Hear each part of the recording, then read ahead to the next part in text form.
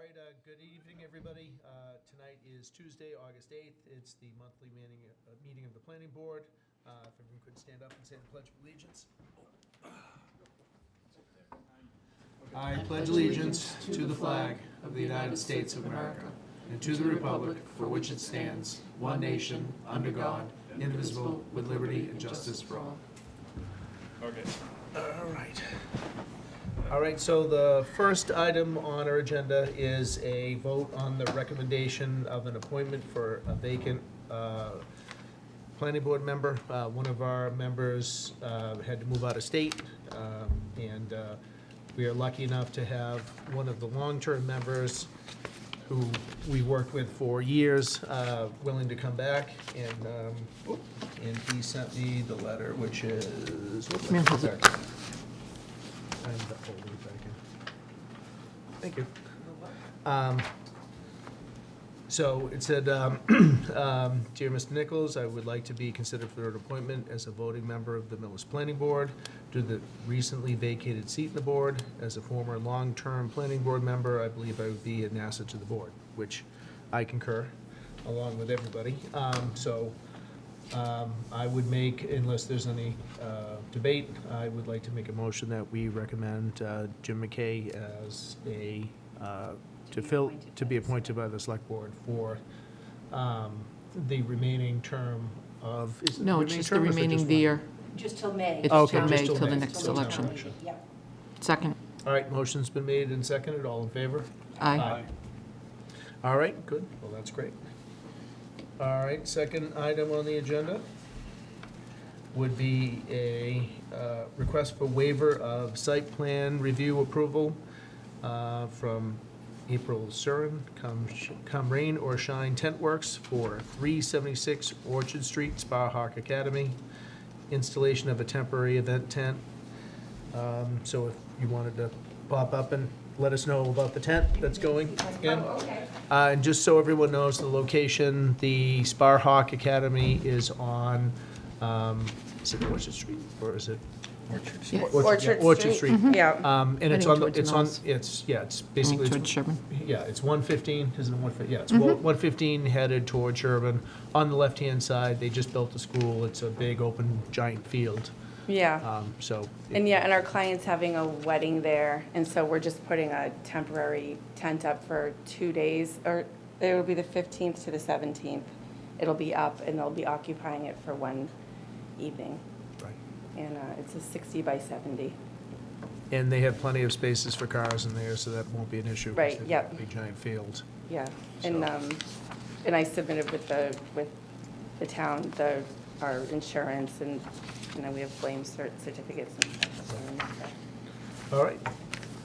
Is there any discussion from the board? No?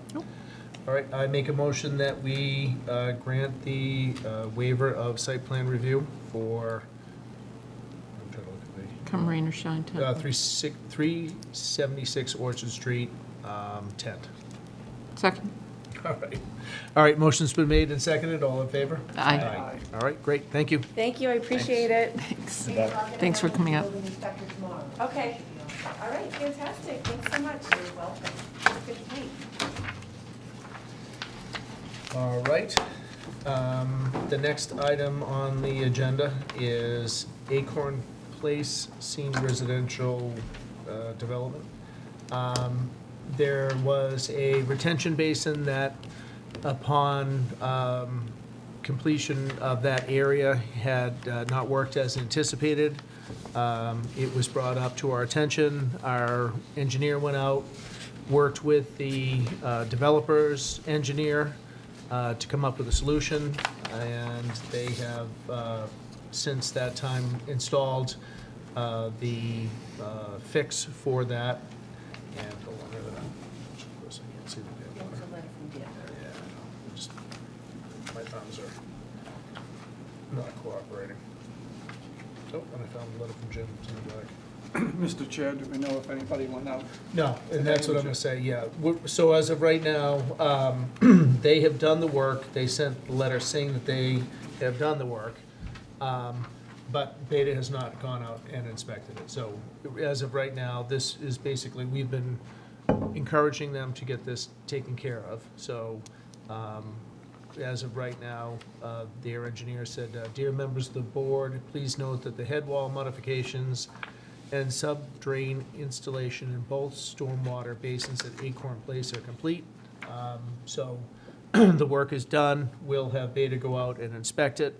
And that should take care of the issue that they had with the drainage. Well, no, my question was with all the rain we had today, I don't know if anyone had gone by to see if it was Still up. Well, they, Would have been ideal. yeah, well, the thing with any of those drains, they have they have to drain down a certain amount of time. Yeah. So that's the thing where it could be full to the brim, but they have a time limit of how long they're supposed to drain out. And what was happening before was they weren't draining out. So they ended up putting in, basically they put in a sand filter. So they put pipes in underneath sand, and that allows the water to go through and filter through the sand and drain out. And that does what it's supposed to do is to, clean the water before it passes on, so. Okay. But Beta still has to take a look at it, so. Anyhow, that was, that was a letter to at least know that they've gotten that portion of it taken care of, so we'll have Beta take a look at it and we'll move on from there. All right. I'm like a wreck tonight. All right, approval of minutes. I finally found that. All right, I make a motion that we approve the minutes from July 11th as written. Second. Motion's been made and seconded, all in favor? Aye. All right. And if we could just set an October date, if you wouldn't mind, we have September 12th, and could we do you want to do October 3rd or October 10th? The 10th is the Tuesday after the Columbus Day weekend. Let's see here, so. 10th is fine for me. Yep. Okay. 10th is okay? Yeah, 10th is fine. Yeah, I can't do the 3rd anyway. All right, October 10th. Okey-doke. All right. And so, one more item, which is Nicole is part of the Economic Development Committee, and they did some work with, would be the state on the complete Yes, we streets? submitted applications to become part of the Complete Street program, which will make us eligible for up to $500,000 in grants towards repairs to make our town accessible to make our roads accessible for cars, pedestrians, bicyclists, handicapped persons. We had the prioritization list that was created with a team from the town as well as our consultant, which we were using Beta Engineering as that. They came up with 20 potential projects, and the Economic Development Committee met with the police chief, the fire chief, and the director of the DPW to narrow that down to our top 5. So the packet of photographs that you have is just for your use as I quickly go over these. Our first and third priority, you'll see the first priority, Himmelfarb Street, Acorn and Village intersection improvement. This was chosen as our third priority, which is the Middlesex and Ridge Street intersection. These two intersections were chosen based off of information from both of our chiefs that the accident rates are the worst at these two intersections, and actually Himmelfarb, Acorn, and Village has the highest fatality rate in the town. So what we'll be looking to do is, in effect, square off this intersection, bringing the curbing out so that, as of right now, you can see where the stop lines on Himmelfarb and Acorn, you can't see anything that's coming on Village Street, so people are pulling out. They're also traveling on that road. People aren't always, surprisingly, aware that there's even an intersection there. And the fatalities are a result from people coming either from Himmelfarb or Acorn, going across Village Street and not stopping. So would be cutting back the vegetation to allow for a better sight line, squaring off the corners more so that cars have to pull forward closer to the intersection. You'll see I've just kind of added into the photos just for your use. We'll be adding new stop signs that have the LED blinking lights. Further back on Himmelfarb and Acorn, we'll be adding stop ahead signs with the blinking lights. And then on Village Street, at either end of the intersection, approaching that intersection, we will have intersection ahead lights as ways of warning people that the intersection is coming up. So if you skip over to item 3, which is the Middlesex Street and Ridge Street intersection, we're going to be doing pretty much the same thing as on Himmelfarb, squaring off that intersection so that when you're coming from either end of Ridge Street, pulling the stop line closer to Village so that people have to really come and take a right or take a left instead of trying to take that curve and just blow through the intersection. Cutting back the vegetation, adding stop signs, adding stop ahead signs, intersection ahead signs. So hopefully that will help improve or reduce the fatalities at those locations. Going back to number 2, Main Street pedestrian detectable warning panels. Millis, hardly anywhere in Millis do we have the pedestrian warning panels. These are the panels that are on at pedestrian ramps on sidewalks that allow for handicapped or disabled individuals to note by either walking or using a visual eye cane that there is a crosswalk approaching. So because Complete Streets the goal of it is to make our roads more accessible to everyone. This is a fairly inexpensive $27,000 to be able to have 66 detectable warning panels installed at on every side of the crosswalks up and down 109, going from Hammond Lane all the way up to Bridge Street. Priority number 4 is to reconstruct the Plain Street sidewalk from 109 to the Millis High School, making that walkway more accessible for individuals, in particular for students coming and going to school on foot. It would include the installation of crosswalks, the pedestrian curb ramps, detectable warning panels, as we just discussed, and the electronic pedestrian crossing signs at McCabe Ave, Monroe Street, and at the entrance to the middle high school. And then the last of the 5 priorities will be to improve the intersection at Main Street and Exchange. One of the biggest problems right now is, again, because that's not squared off, that the crosswalk right there is so long, and a lot of people, according to both chiefs, even though there's an island in the middle of that intersection, a lot of people don't realize even though there's a sign, they're supposed to go to if you're coming east and you're trying to take a left onto Exchange, they're taking a left into the oncoming traffic. I've seen it. So hopefully changing this layout. Also, you'll see this green section. We're looking to extend and narrow the street. So you'll be extending the sidewalk, which number 1 will shorten the length of the sidewalk, putting in a new island, squaring off again so that you don't have people coming in just rolling through the curve. They'll actually have to come to a stop to take a left or right. So these are, as I said, based upon the information from Jim McKay and from both of our chiefs, are the highest accident levels. So these are the intersections we wanted to address. As you'll see, the planning board was very much against a bike path along 109. We have not included this. However, Jim McKay did inform the Economic Development Committee last week that the state will most likely be requiring that we install a bike path, a bike lane down 109.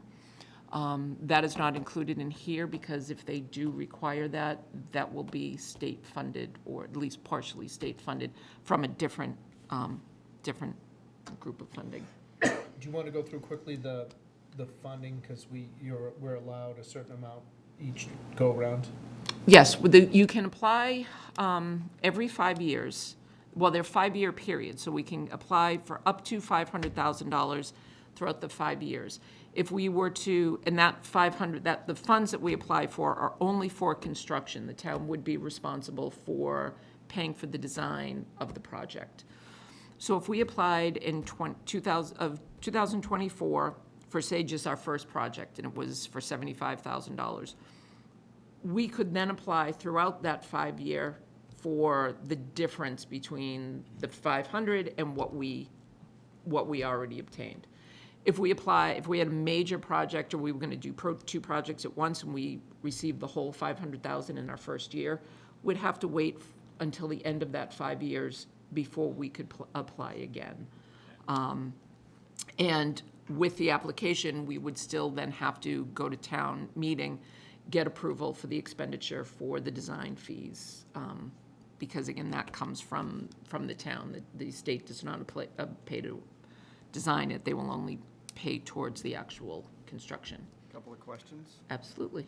Are any of these corners, are we taking anything by eminent domain? Or is No. it- No, everything in considered- here is all within the town's right-of-way. Okay. Which actually, one of the recommendation from Beta was, instead of improving the Plain Street sidewalk, they wanted the installation of a sidewalk on the west side of Plain Street, because that's the side that the school is on.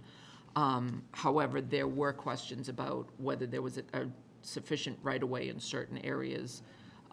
Plus, there are so many trees on that side of the street that it just seemed much more feasible to repair what we have and install the appropriate crosswalks and crossing machinery.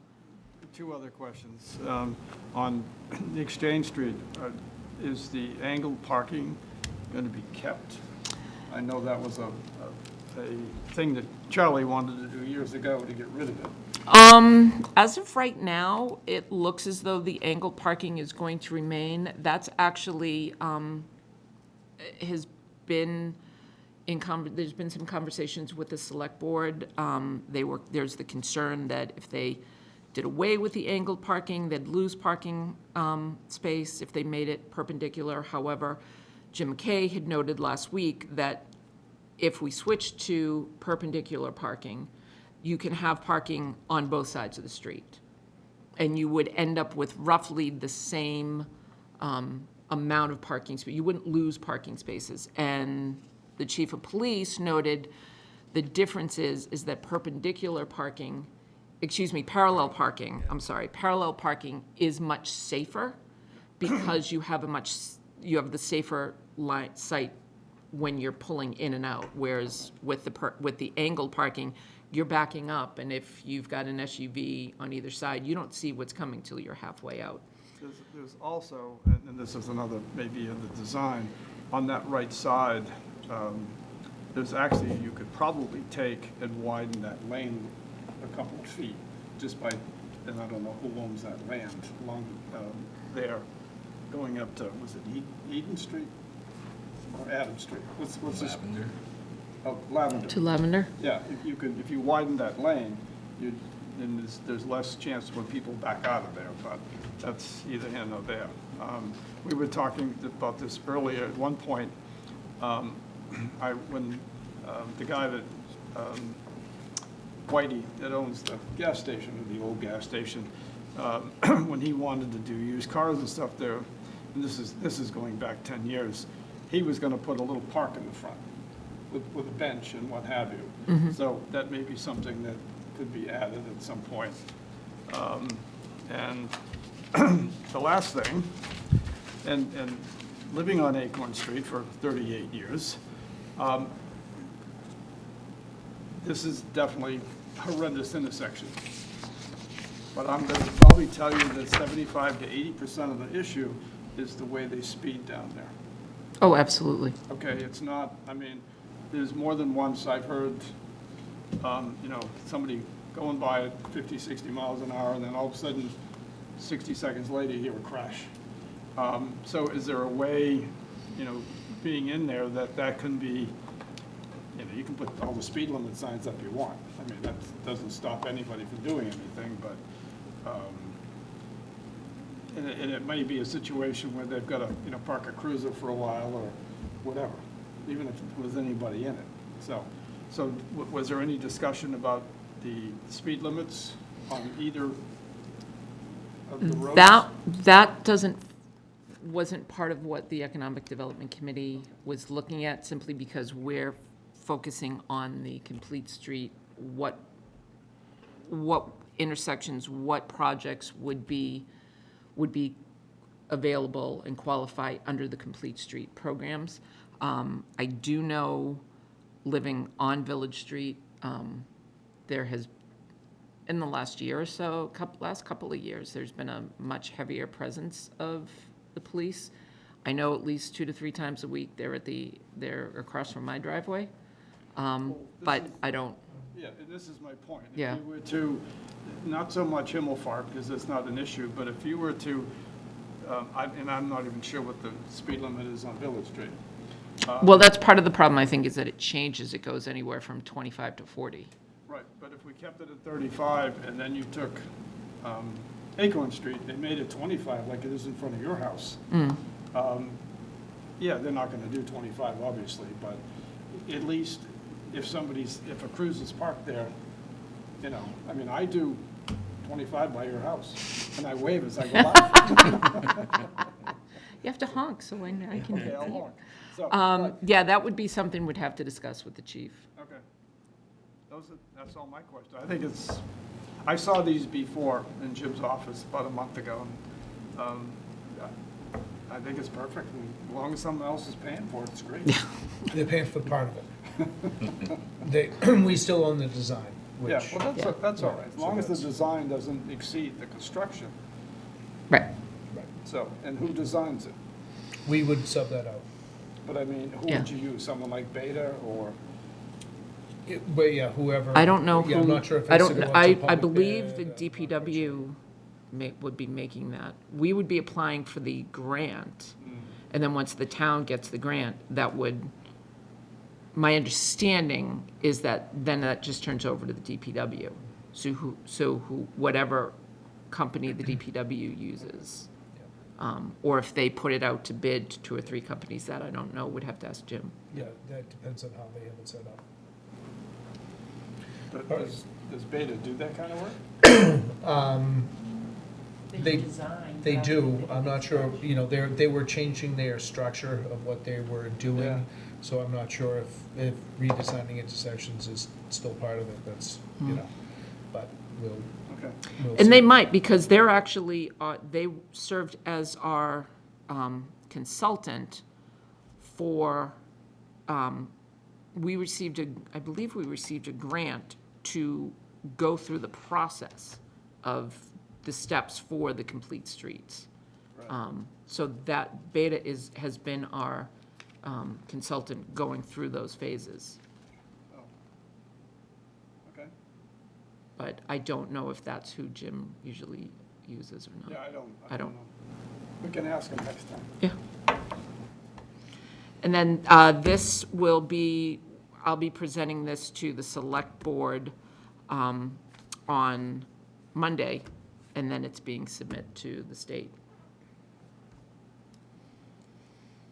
All right, good, well, thank you for that. Thank you. All right, well, unless there's any other business, I make a motion to adjourn. Second. The motion's been made and seconded, all in favor? Aye. Aye. All right, thank you. Are you going to post your updates on Facebook?